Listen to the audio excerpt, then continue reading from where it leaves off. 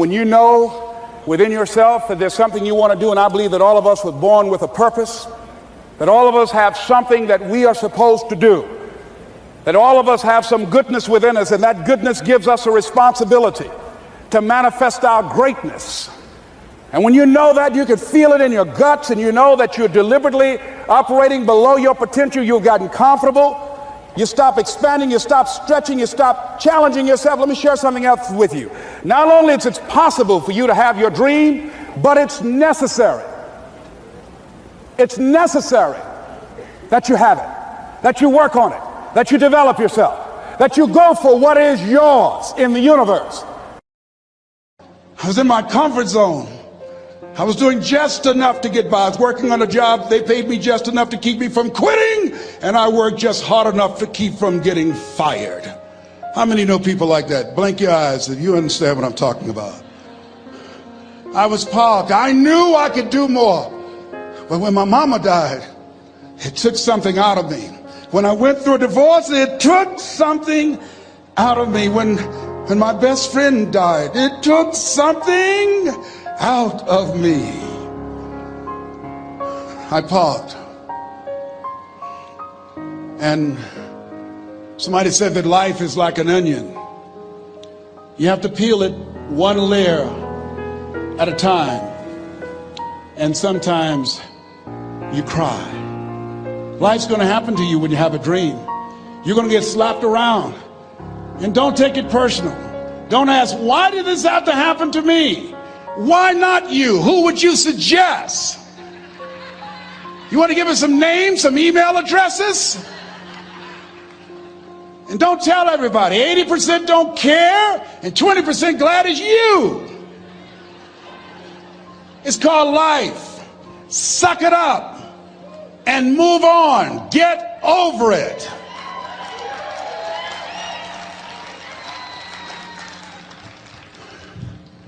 It happens to everybody. Here's the other thing: as you look at your goals and look at your dreams, when you're going through some stuff, repeat out to me, please. When things go wrong, don't go with them. Yes, write that down. When things go wrong, don't go with them. When you're working on a business deal, you're counting on some money. Someone said you will get the loan and it falls through. You have an event, and the people that you thought would be there and support you, they don't come through. Or someone turns against you, or you get ripped off. It's going to happen to you. Happened to me. Someone stole all my products, my database, over 180,000 names and addresses. It's not personal. It's going to happen to everybody. It does. 8 out of 10 millionaires have been financially bankrupt. Walt Disney had he filed bankruptcy 7 times and had 2 nervous breakdowns. It's called life.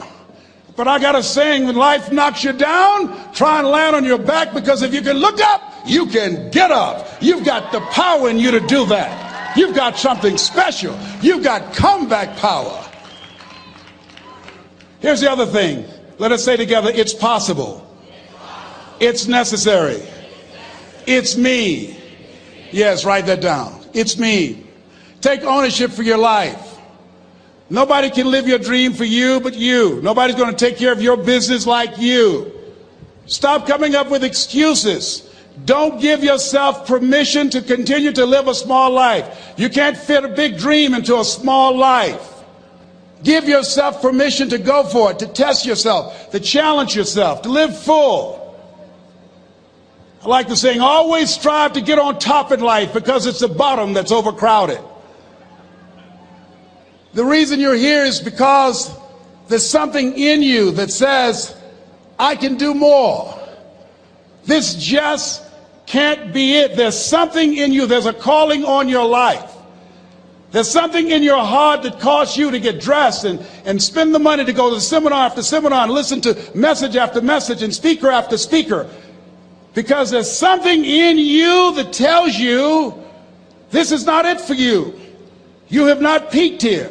There's more in you that you are expressing. Eye has not seen, ear has not heard, nor has entered the heart of mankind what's in store for you if you challenge yourself, if you persist and persevere, if you take ownership for your life. George Bernard Shaw said the people that make it in this life, they look around for the circumstances that they want, and if they can't find them, they create them. Create what you want. You have the power in you to do more than you can ever begin to imagine, to control your destiny, to make a difference in our children, to make a difference on the planet, to make an impact. Let us say together, it's me. And let us say together, it's hard. Say it like you know it. Say, it's hard. Ladies and gentlemen, it's hard. There are people who have seen their retirements taken away from them by the corporations that they work for. They were within 2 or 3 years of retiring, and they had it taken from them. The number one entrepreneurs in this country now are senior citizens. The number one employer, number two, McDonald's and Walmart. And there's nothing wrong with those jobs. I guarantee you those people did not have a plan to end up living their lives at the end of life with those types of jobs. And they didn't have a plan like you have, and while you're investing in yourself, not to. And it's hard. There are people making choices between purchasing prescription drugs or paying for gas or a mortgage note. It's hard when you're working on a job for 20 years, 30 years, give them some good years, and then they come in and tell you, we've downsized. In other words, you're fired. And then you have to start all over again. How many of you know it's hard? Raise your hands, please. It's hard. And it's not fair. One of the things I like about T. Harv is he talks about work and investing in yourself.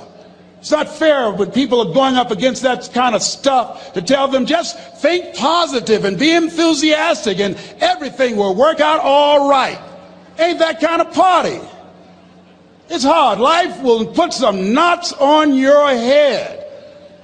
I bought my first home for my mother.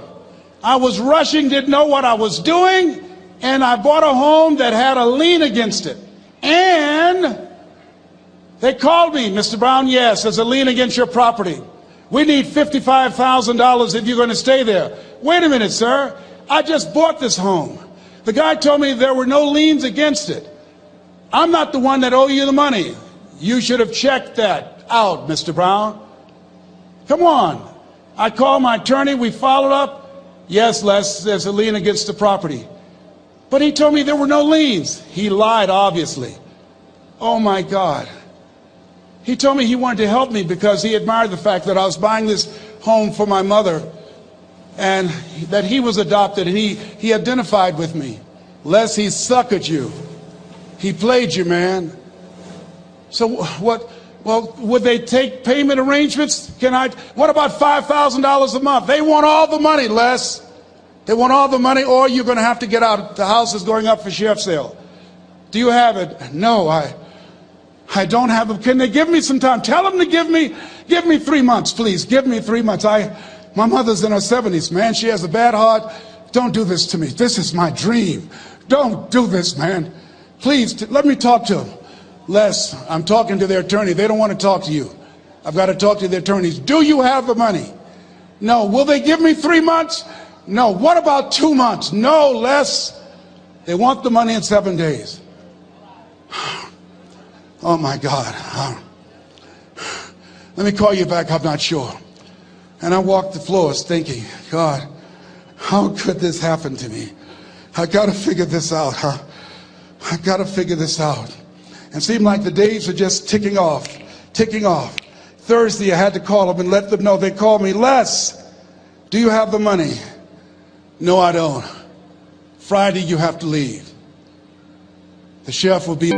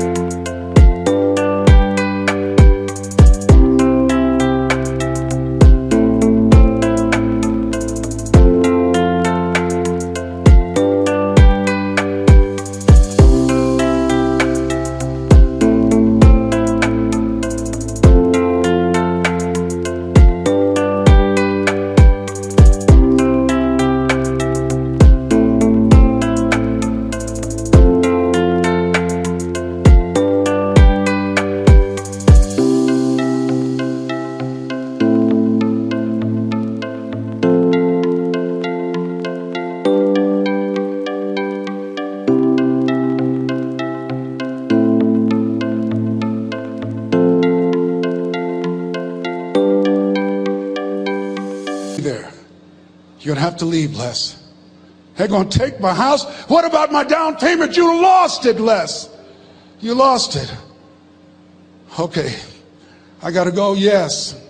I prayed, Lord, please, if you show me that you're real, if you're really real, you think Paul worked for you, you haven't seen anything. Don't let me lose this house and watch what I'll do for you.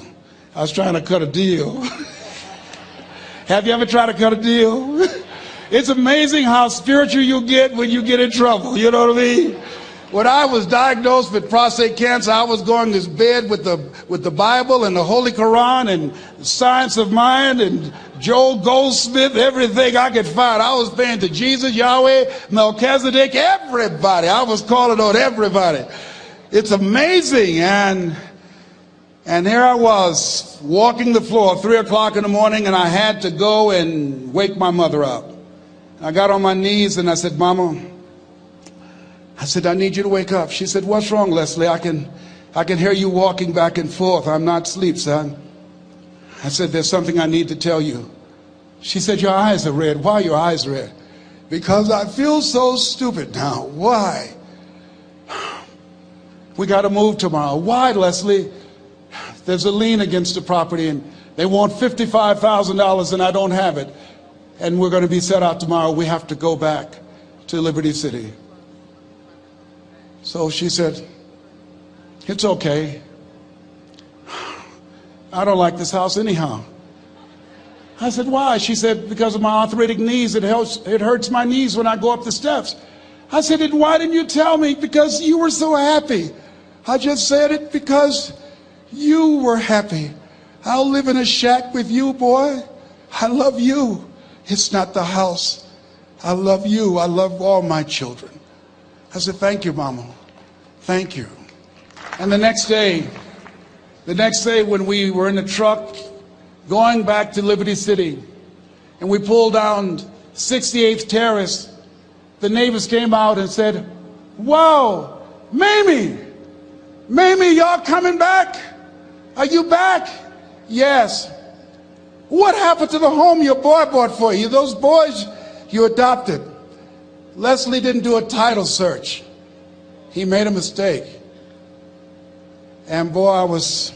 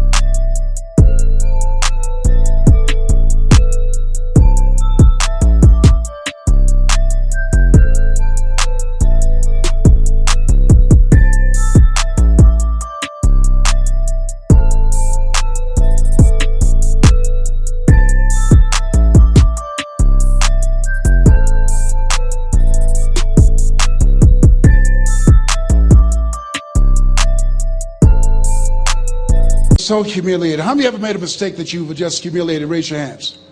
I was devastated. I was taking the furniture off the truck and my mother came and I was crying and she said, boy, I said, yes, ma'am.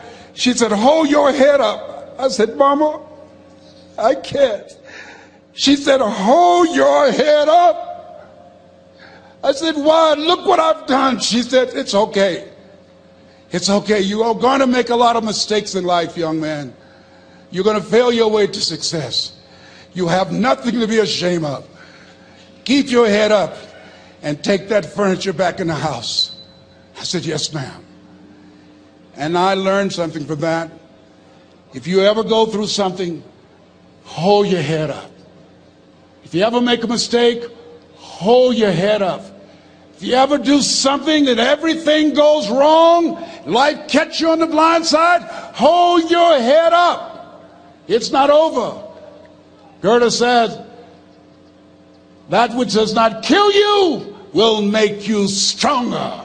Hold your head up. Shake someone's hand on your right and left and say, hold your head up.